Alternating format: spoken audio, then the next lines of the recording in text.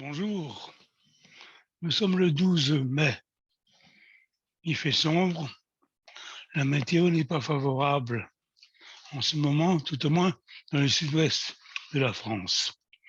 Je profite de l'occasion pour vous faire part de ce que je constate de plus en plus et qui est l'évidence même. La Grande Guerre, déclarée depuis que les grands de ce monde se sont réunis à Biarritz, la Grande Guerre répand ses ravages partout. Tous les secteurs d'activité sont atteints. La peur a revêtu toutes sortes d'aspects. Il faut les cibler afin de les énumérer. C'est ce que je vais faire. Tout d'abord, il y a la peur du fameux virus, le Covid, vous savez, répandu pour terroriser les populations.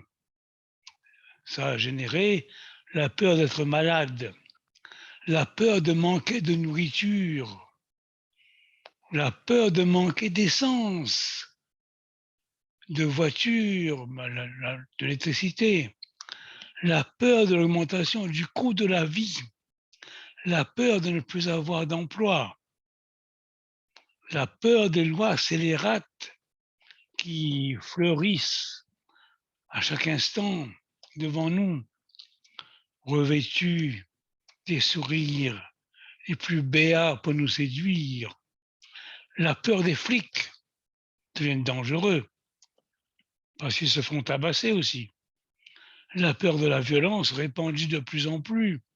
Pour un oui, pour un non, on poignarde, on tue à coups de couteau, on égorge, on arrache l'œil. Quelle douceur, mon ami.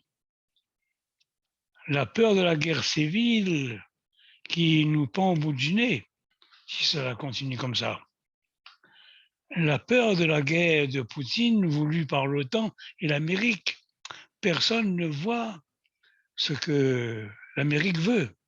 L'Amérique veut embrigader tous les pays européens dans l'OTAN. Dès que l'on fait partie de l'OTAN, on est phagocyté.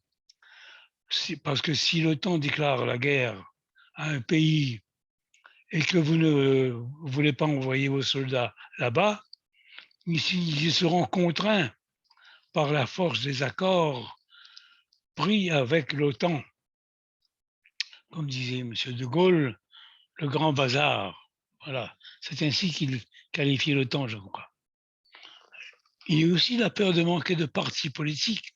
Que ferons-nous s'il n'y avait pas un Mélenchon ou un autre pingouin à l'affût pour rouler les gens dans la farine de leur baratin? Il y a aussi la peur d'un nouveau confinement. Parce que fera votre président actuel si jamais il ne peut plus gouverner convenablement? Si jamais, par exemple, les deux grandes banques qui gouvernent le monde, Rothschild et Rockefeller, étaient d'accord pour éradiquer toutes les autres banques et rester seuls pour gouverner le monde. Il en résulterait un totalitarisme qui existe déjà. Et aussi, donc, s'ajoute à tout ça la peur de manquer d'argent. Comment allons-nous faire pour manger demain? Que feront nos enfants?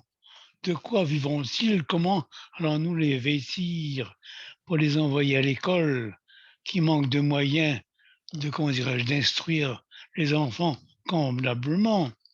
Auparavant, c'était l'instruction publique. Depuis que c'est devenu l'éducation nationale, alors là, on éduque qui? Qui éduque qui?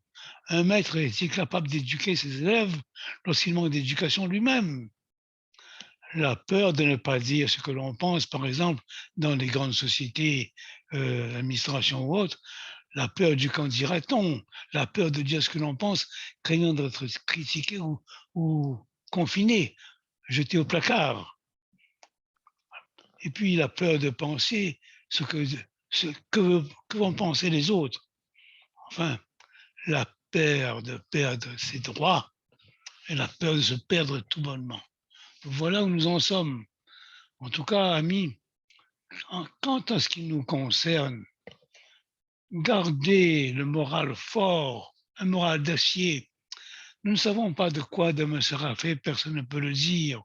On ne sait pas si demain la météo sera plus catastrophique, si des tremblements de terre vont fendre la terre à droite et à gauche, si des raz-de-marée, des tsunamis vont envahir les côtes et tout dévaster. Nous ne savons rien.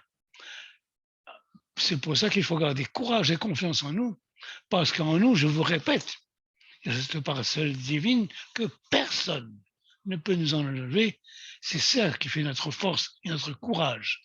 Au revoir, amis, bonne soirée. Au revoir. Au fait, demain, c'est le vendredi 13. Jour de chance, je vais prendre un billet. Au revoir.